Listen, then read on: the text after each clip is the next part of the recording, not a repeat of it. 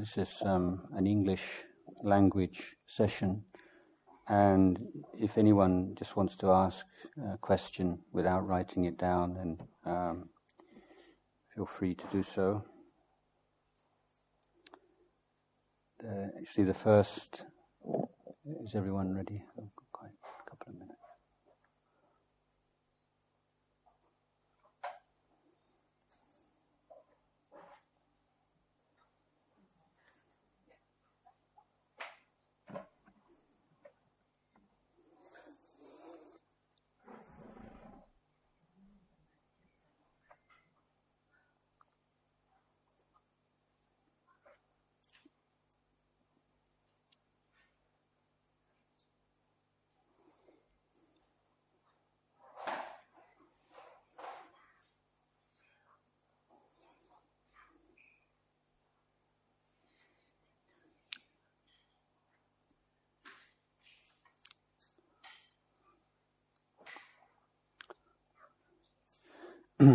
So the first question is written in Thai, but I'm going to give an answer in English. And if any of my English explanations are not clear or you don't quite understand, then I can answer again in Thai in the afternoon session. So the question is ถ้าคนที่ไม่เชื่อเรื่องเวรกรรมหรือกฎแห่งกรรมเรามีคำอธิบายหรือหลักการใดไหมที่จะช่วยให้เขาเข้าใจมากขึ้น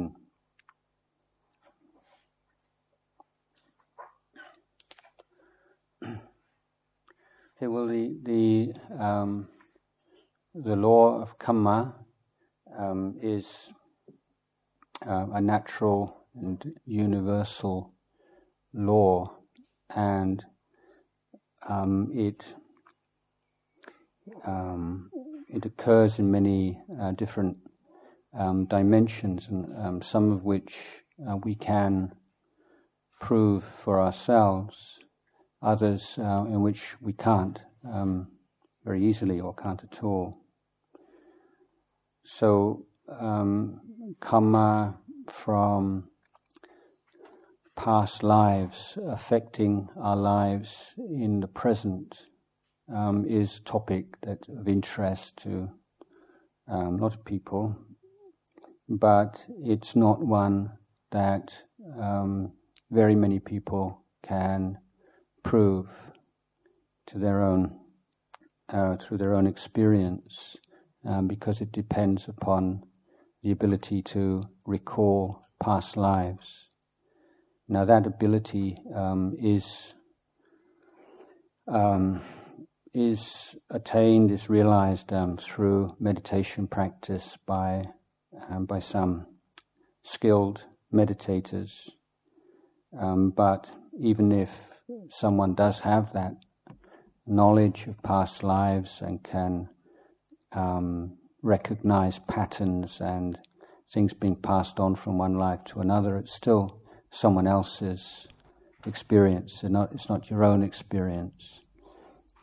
So it's something of interest, but it's not, you could say, a proof. Nevertheless, in this particular topic, I think it is worth recognizing that the evidence supporting past lives and rebirth is weighty, and there's far more evidence supporting theory of rebirth than many scientific theories which are generally accepted in the scientific community these days. And it is a point that can be put to someone who's very cynical or rejects the teaching of rebirth. So I'm coupling rebirth and karma here because there's it's a big overlap, and that is the spontaneous recollection of past lives by children. Usually these children tend to be 3 to 5 years old.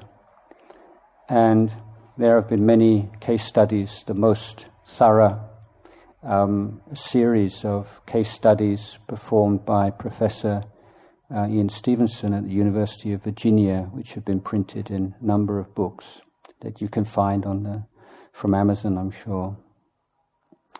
And the ability of children to be able to recall in great detail events that happened in a past life, to be able to go to somewhere in this life which they've never been and never had any contact with, and be able to recognize buildings and rooms and objects. These are very impressive, I think. And the question for someone who doesn't believe in rebirth is, all right, that's okay, but what alternative hypothesis have you got to explain these facts? Because people who take a stand on, I'm very scientific, I can't accept rebirth because I'm a scientist, okay, well, if you're a scientist, you can't just reject facts that don't agree with your position. So when you have these objectively verified facts on the ground of in this case, children, and not only in Buddhist cultures, non-Buddhist cultures as well, showing convincing ability to recollect past lives, then you have to be able to say, well, if you don't accept Buddhist explanation, what is your explanation? Rather than just saying, I don't want to have anything to do with it, it's not scientific, which is a very irrational and unscientific attitude. So these facts are out there, and there is the recollection of the most, let's say, scientifically researched evidence is with small children, but there is also the evidence of monks and lay meditators who have recollected past lives through power of meditation, and then also those who've been hypnotized and under hypnosis have been able to recollect past lives. So, as I say, the overall, the topic of karma and rebirth, are very closely intertwined, and pointing out to those facts, supporting the theory of rebirth is one way into talking about karma. A very important point to make is that Buddhist teaching doesn't consider our life is fated, or that we are doomed to follow out the script written by our behavior in past lives. We all bring into this world certain inheritance, certain tendencies, certain gifts and weaknesses and so on, which we understand are derived from past life experience.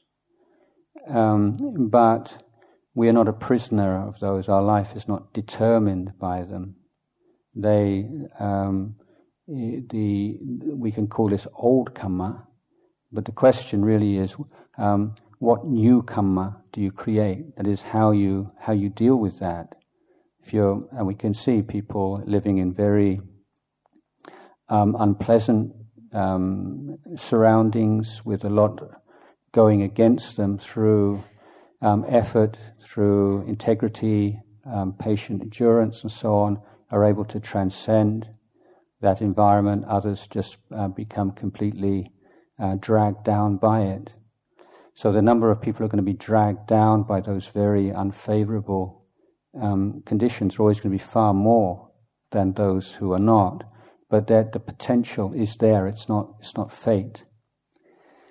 And this can also be related to the whole discussion of genetics and genetic inheritance, because not so long ago, I mean 10, 20 years ago, when the human genome was first being decoded, then there was a sense that the academic community was moving towards a kind of genetic fatalism, that we are determined by our genes. Oh, you're this or that because you've got that gene or this gene. And then it was discovered that genes have, to simplify, for those scientists amongst you, you have to forgive me here, to simplify it's as if genes have like an on and off switch. And you can have a gene which gives you a disposition to certain behavior or to certain illness even, but only if that gene is switched on. One of the interesting experiments that was done with rhesus monkeys was to take rhesus monkeys. There are a group of monkeys that have a genetic flaw, and the monkeys that have this genetic flaw or deviation tend to be very aggressive in their behavior. So they divided these baby rhesus monkeys with this particular genetic flaw into two groups. And the first group were provided with or had contact with a loving mother, very supportive, loving conditions. And the other group were deprived of that. And they found that the monkeys, the monkeys who had the care and the love from when they were first born, even though they had that genetic disposition to violence, didn't manifest it in their life, whereas those that were in a harsh and unloving atmosphere developed this. So the gene was for violence and aggression was switched on by a lack of love and care from a parent, and it was, as it were, switched off through that love and care in the first few months of its life by its mother.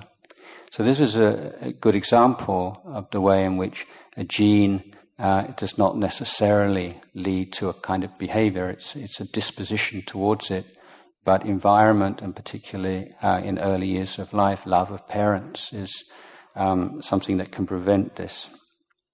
So this is parallel to or this the same thing as this idea of we have like gam gao, or we have old karma, but this is like predispositions or possibilities or probabilities. But whether or not those probabilities play out in your life is due to the new karma you create, what you do with this life.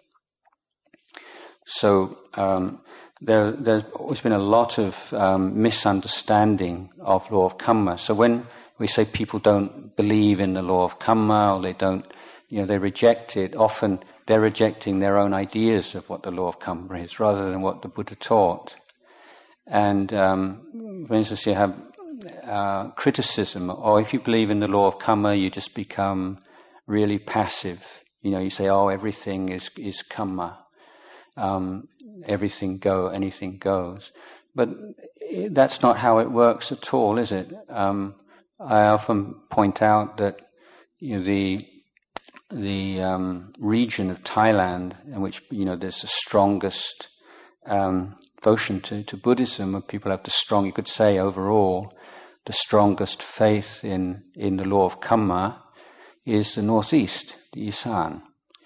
Now, if people with very strong faith in law of karma considered that my life as it is now is how it's meant to be and always will be, you would surely expect that people from the northeast of Thailand would never leave the northeast of Thailand.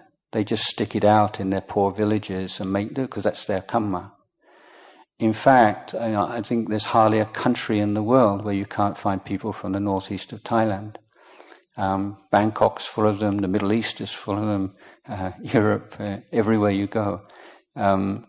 And people who believe in the law of karma don't necessarily become passive. I mean, this is just so obvious from everyday experience.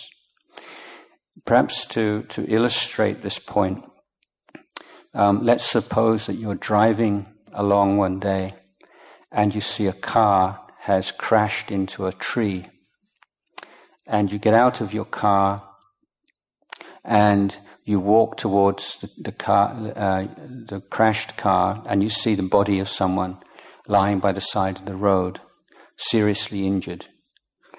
Now, as you get close to the body, you get the smell of alcohol, and you come to the conclusion this person has crashed his car into a tree because he was drunk. Now, is there anybody who has drawn that conclusion who would then say, serves them right, let them die? You know you're not supposed to get drunk and drive. I don't think anybody would do that, would you? You know, you'd still get on your mobile phone and call the ambulance or call for help. So recognizing that someone is suffering because of some foolish act they've committed in the past, in this case, they're suffering from severe injuries through having crashed their car because they got drunk, doesn't mean you don't help them. And the fact that you might see someone who's disabled or born into a very poor family or something, you say, well, that's maybe because something that happened in the past life. That doesn't mean, therefore, that it serves them right. This is, the idea that many people have in the West. I don't know if amongst the young men here, particularly who like watching football. There was one of the great British footballers of the past 30, 40 years, called Glenn Hoddle, was manager of the England football team. But he's also involved in a lot of charities.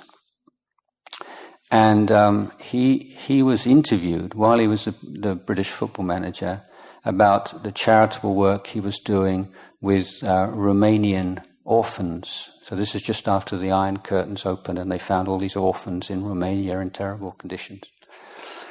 And he said, why do you think that these children should have suffer so much from when they're first born? And he said that he believed that it was from past lives. And because of that, he was sacked from his position as the English football manager, because he was accused of saying it served those children right. It was their fault that they were suffering. And that was just such a horrific idea that he shouldn't have any kind of position of authority or represent England. So this is a kind of wrong ideas about karma. So old karma is the raw material, but what you do with it is the new karma, and that's where you take responsibility. So new karma, compassion, kindness, trying to relieve suffering wherever it's possible to do so. That's good karma, and which you have the power to perform and should try to perform, of course, in your daily life. Now, getting to the actual point of karma, Buddha said the essence of karma, the point of karma is intention. Okay.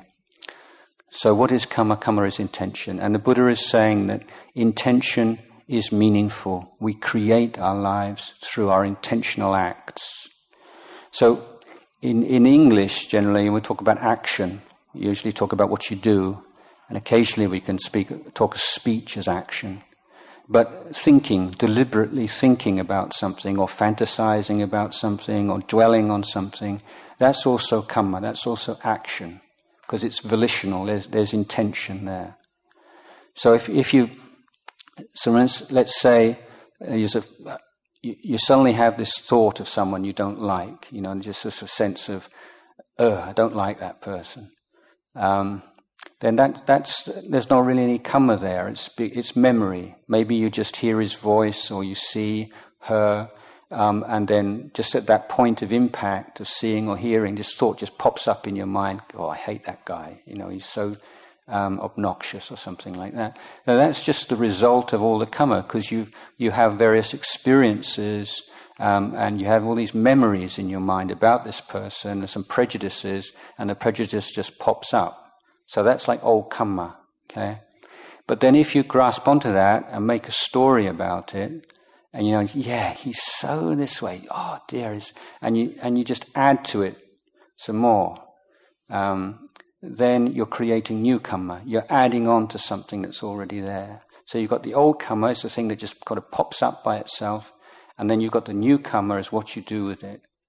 So if you're unskillful and you haven't trained your mind, then generally the mind, before you know what's happened, you've just sort of gone with a flow of dislike about that person and come up with other things you don't like, and your mind has got even more negative. Now if you've trained your mind, then the new karma you create is mindfulness, and you're aware of a negative thought arising in the mind just as that, and you just let it go. So this is the way with the new karma gradually wears away, and dissolves the old karma. If every time this sort of really negative prejudice arises in your mind, just recognize it as just a negative thought, and you don't identify with it, then its power weakens and it gradually fades away.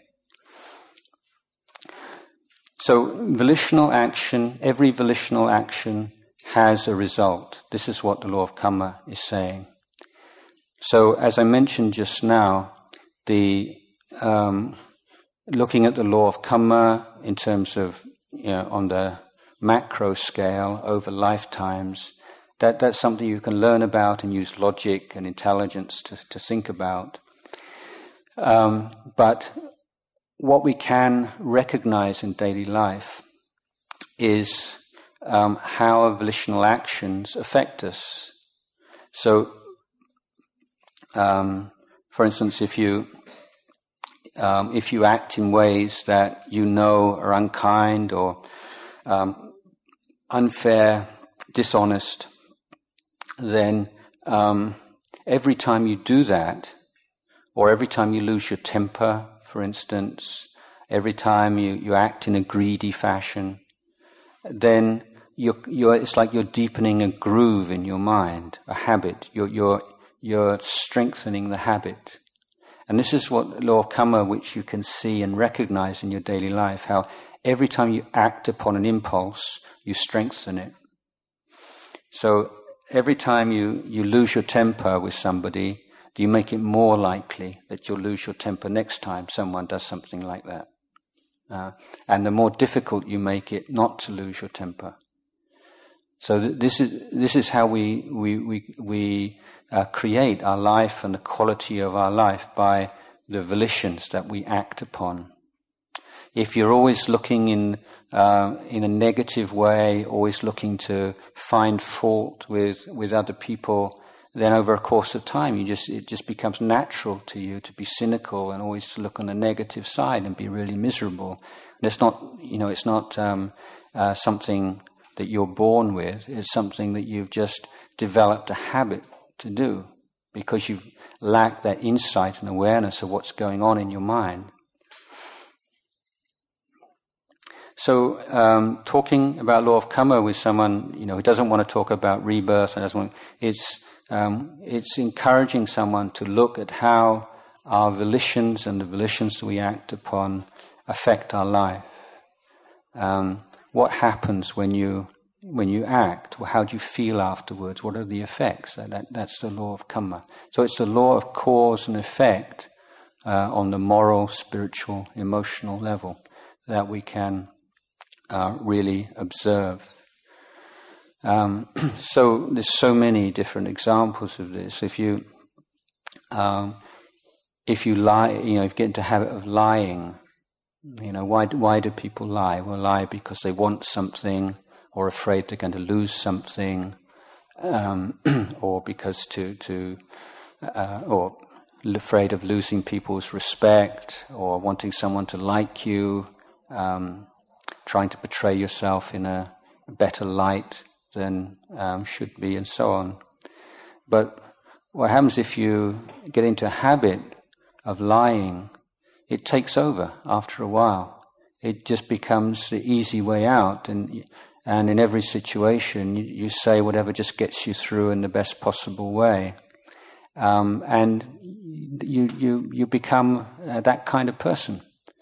And if you lie as a regular practice until you even don't realize you're lying anymore, you start to believe your own stories. Then you see it's really dangerous, and you've probably met people like this who lie so often they begin to believe their lies. And they get really upset and like noijai, if somebody confronts them and say that's not true. And how could you think that about me? So this is where lying becomes sort of just part of who you are, and it becomes really dangerous. But the karmic effect of lying also is that people don't believe you anymore, and people don't trust you anymore. And because you lie all the time, or if you do lie all the time, then you don't believe other people because you assume that they're probably the same as you and they're lying as well. That's just a few examples, so I don't want to spend the whole time on that question, but it's a big topic and we can talk some more about it maybe afterwards. Let me see.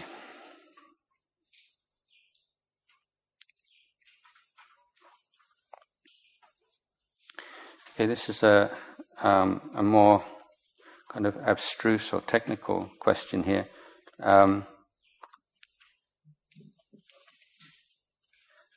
Does lucid dreaming have something to do with meditation and being mindful?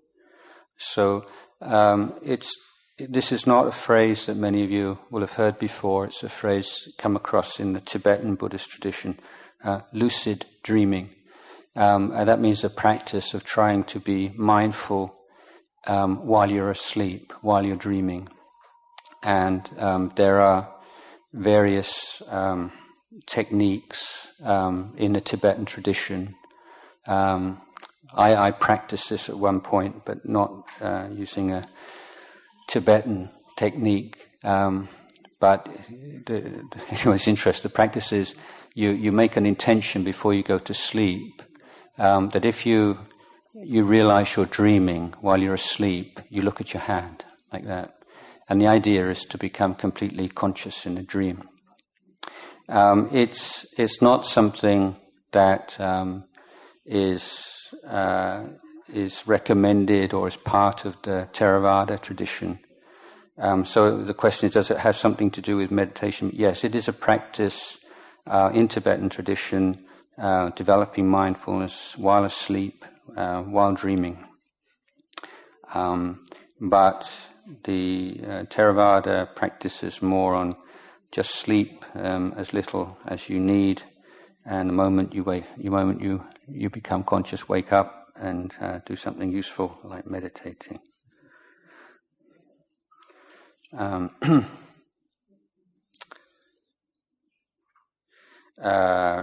Recently, someone discovered energy in which they call dark matters, but it seems like complete darkness, that there are measurable energy. Is it the other realms, heavens, hell, earth? I really don't know. I'm not at all versed in astrophysics, and whether these other realms have a physical basis which could be in these dark matter. I did read that there's something like the universe, which we can see and measure, is only like about 1% of dark matter. So it's far more dark matter than anything else. But exactly what it is, I'm not really qualified to. So if a person was born in an extremely wealthy family, but the entire family does not believe in Buddhism, so that person has no idea about the law of karma, does all the bad things, is that person considered lucky or unlucky then? Lucky meaning born rich, good life, unlucky, no knowledge about Buddhism, leading to bad, something which I can't read. Yet whether or not, a wealthy, comfortable background is lucky or unlucky is not really Buddhist concepts, but the idea of what's given or what we have around us is expressed in the word, the Pali word, the word for money, which is pacchai, or paccaya, meaning it's a supporting condition. So if you're born into a wealthy family, it's definitely a good supporting condition, right from the fact that so much of healthy brain development is contingent on good nutrition. And millions and millions and millions of people in the world, hundreds of millions of people, are not able to provide good enough nutrition for their children's brains to grow properly. I used to see this if you go to India, for instance. So everything's set up, and you're wealthy, and you're going to get a good education. You're not unlikely to die in childbirth. Your mother's unlikely to die in childbirth. When you get ill, you're going to get good doctors, good medical care. So you've got a lot going for you. So yeah, it's a good thing. But it's not always and inevitably a good thing, because, as you know, wealthy families have their problems also. And there's a lot of suffering for people through human relationships between husbands and wives, between parents and children. And also if wealthy people living in a wealthy family are coddled and spoiled, become very self-obsessed, narcissistic, immature. And one of the most important things that we need to learn as we grow up is the law of karma, in the sense of the law of consequences. So that means that we need to learn that actions have consequences, and see the necessity of taking responsibility for our actions. Now, often in a wealthy country, and particularly a country like Thailand, then parents will try to protect their children from any kind of suffering. So when their children act in immoral or unskillful ways, then they try to protect them from the consequences, come what may. And it's quite, you can understand why a parent would do that. But in the long run, it can be not such a good thing if you think you can get away with whatever, because you've always got a backup or someone to make sure that you've got a safety net. So in that sense, being born in a less wealthy family, where parents don't have that kind of power or influence, may, in the long run, be a better thing, and that can develop a sense of responsibility, maturity, empathy, care in one's actions, because aware of cause and effect. So I don't think that, although someone who's not Buddhist, necessarily believing in law of karma, but there are people who believe in other religions that have good moral codes, and I think, I find the teachings of, to be frank, teachings of Mormon Church as totally bizarre and almost ridiculous in a sense, but at the same time, the standard of morality amongst Mormons is very high. So there's something that they have a really good, strong moral code in their particular tradition, and so in a way it's like believing in law of karma, although they would understand it in a different way.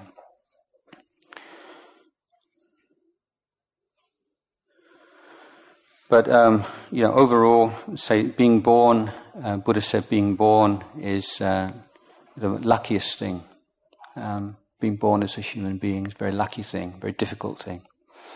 And being born in a Buddhist family, in a Buddhist environment, is extremely lucky.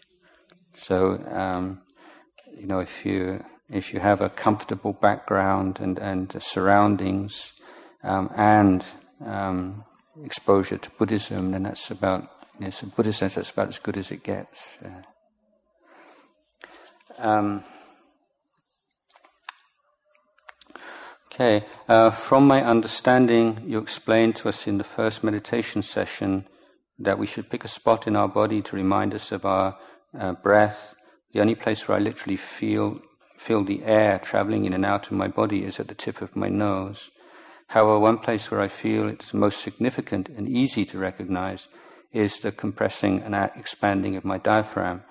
Which, please, should I choose? Is it important that I have to feel the actual air moving? No, the important point here is you have this sense of ease and interest, and if you feel you're really pulled to observe the breath and the abdomen, the expansion and contraction, that's fine. And in the Burmese Buddhist tradition, then the meditation on the breath, the abdomen, is the most commonly used technique. So it's really finding a point where, I can do this here, feel comfortable, I feel interested, I can feel committed and willing to put my effort in at this point. What you don't want to do is be shifting from one point to another. Whatever point that you use, whether it's in the tip of the nose or the abdomen or in the chest area or wherever, you're going to run into some difficulties sooner or later. And be willing to that, and don't think, I must be doing it wrong because now I have some problems and defilements and so on arising. So the technique is not a way of avoiding or bypassing problems. It's giving you a basis to push through or to understand and to overcome problems.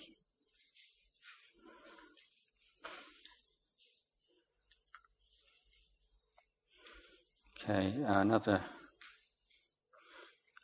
rebirth question. With regards to rebirth, it is believed in Buddhism that people will be rebirthed until all the past karma is completely repaid. How does Buddhism explain the first group of life forms that were born before the very first course of action creates karma consequences? It's not the idea that we'll be rebirthed until the past karma is complete. That's a Hindu idea rather than a Buddhist idea. And in the sort of New Age in the West, all these sort of new Eastern influenced spiritual traditions, this idea, you're on this sort of gradually going up, working through your karma until eventually you reach this point of bliss and whatever. So that's not at all what the Buddha taught. And Buddha taught that this just goes on and on and on and on. As long as you put fuel on the fire won't go out. There's nothing inevitable about it, nothing that just naturally occurs over the course of lifetimes.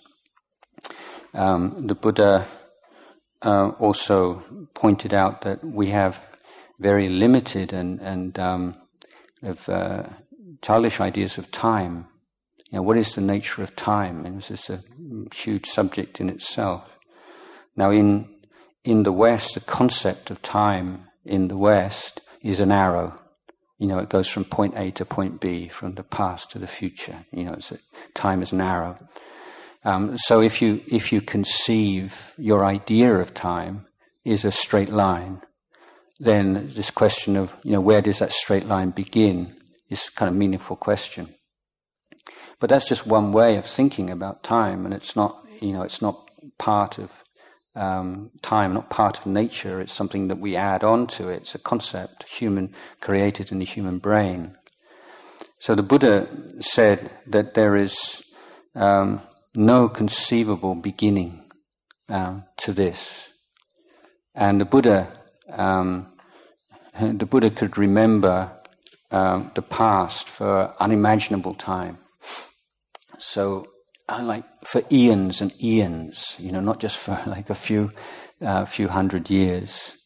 And so the Buddha said, a gulpa or a gup, and he explained it. So you imagine, say, a mountain, which is a yojana, let's say about, 15, 20 kilometers long, 15, 20 kilometers wide, and 15, 20 kilometers high.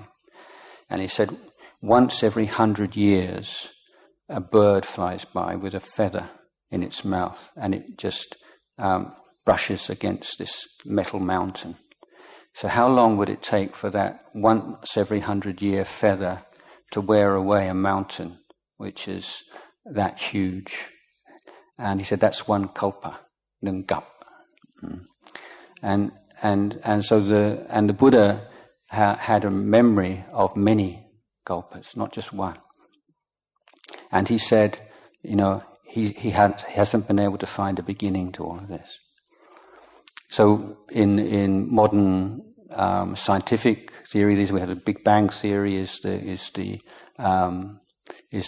theory most commonly accepted right now. So which will correspond to Buddhist idea of like worlds of expansion and worlds of contraction. So like a Big Bang and then a expansion, contraction, another Big Bang, going on and on and on, and not having a beginning. So, I don't know if this is an analogy, but if you have like a ball or a sphere and you say, where's the beginning of that? On the surface of a sphere, where's the beginning? Well, there's no point, there's a beginning on that. So the idea that there should be a first cause or a beginning or a creator is just an idea, it's a concept. Okay, maybe one more for now. How should one deal with the feeling of being deserted, like a broken heart? What is a Buddhist prescription?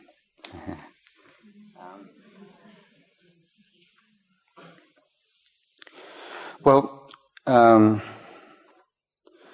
any strong feeling of grief, of sorrow, through separation. It could be through death, or through abandonment, or betrayal, or whatever. It's a feeling, okay. And when we have very strong, unpleasant feelings, we have two natural tendencies. One is just to completely sort of drown in it, indulge in it, and just let it completely envelop you. And the other one is to try to run away from it or repress it, turn your back on it. And both of those strategies tend to make it worse. So the Buddhist prescription, if you like, is that recognition of a feeling as a feeling. This is a feeling, it's like this. So there's the recognition, this is sorrow, this is grief, this is anger, this is whatever. It's like this. It's this way, right now. So that sense of acceptance of it as a feeling, and then start to look at it a little bit more closely. For instance, is it constant, like 24/7? Is it always there? Well, no, it isn't. Sometimes it's strong, sometimes it's weak, sometimes it can not be there at the beginning for a few minutes or a few hours at a time. But it's not something that's fixed and constant. It's not always there. It's not always there in the same way. And then we could begin to see in how it becomes, what are the causes and conditions that makes it stronger or makes it weaker. And if we just want it to go away, we're making it worse. If we turn our back on it, try to be really busy, or just try to forget ourselves, or use alcohol or drugs just to forget it, then we make it worse in the long run. But when you see that this is a feeling, and a feeling is something that arises because of everything that's gone before, but it's an inconstant feeling, and it's something that changes, and we just be with it.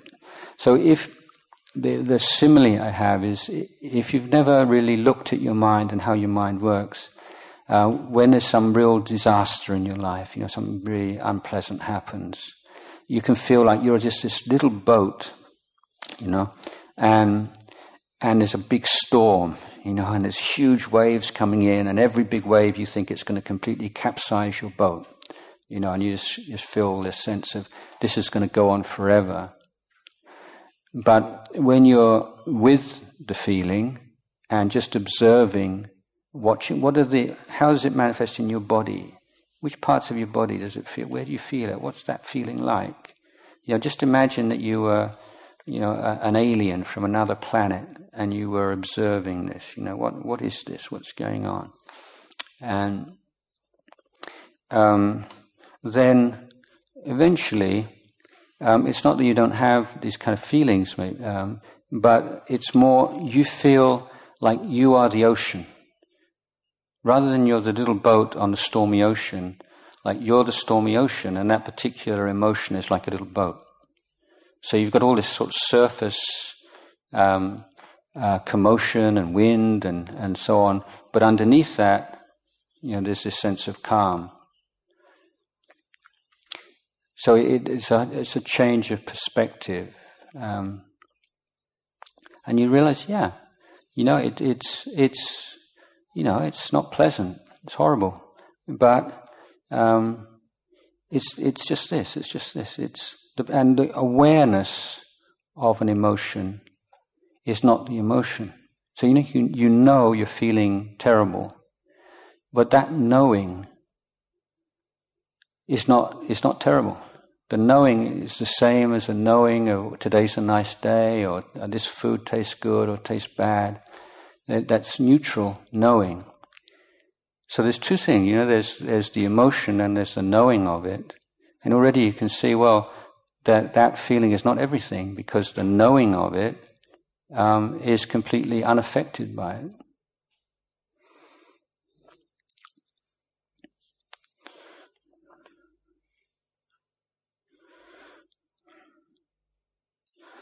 So what when you're really suffering, and you feel abandoned, deserted, like life's like a desert, and you feel it's the end of the world. Then when somebody says that, you'll get over it. There's plenty of more fish in the sea, and so on and so forth. That's terrible when somebody tells you that. It's not helpful at all, is it? Because you know all that already. But it's more the emotional maturity just to bear with it, just to be patient, and just as if you've got a broken leg, this might be really inconvenient. You've got things to do and places to go, and this is the last time you want a broken leg. But that's it. You have to wait till your leg heals. And if you've got a broken heart, it's the same. It's not going to change overnight. It's got to heal. And the thing to do is to, just as you've got a broken leg, you have to put a cast on it, or you have whatever you do these days, and with broken heart, it's the same. You have to look after it. Treat your heart well. Don't indulge in the feeling of self-pity and this always happens to me, or it's my karma, or anger at the person who's hurt you, and because that just goes on and on. But say, yeah, it's like this. This is what life's like. This is what happens. Human emotion is like this. So whenever you embark on a relationship, it's a gamble. It's always a gamble. You don't have any. You can never be absolutely sure in another person, their trustworthiness. No matter how much they say, but you only find out if someone's trustworthy over a period of years. So always recognizing anything it's mainea, it's not sure. Okay, I think that's just gone over our time for the morning, and we've got another few sessions of questions and answers. So the remaining ones I'll answer tomorrow.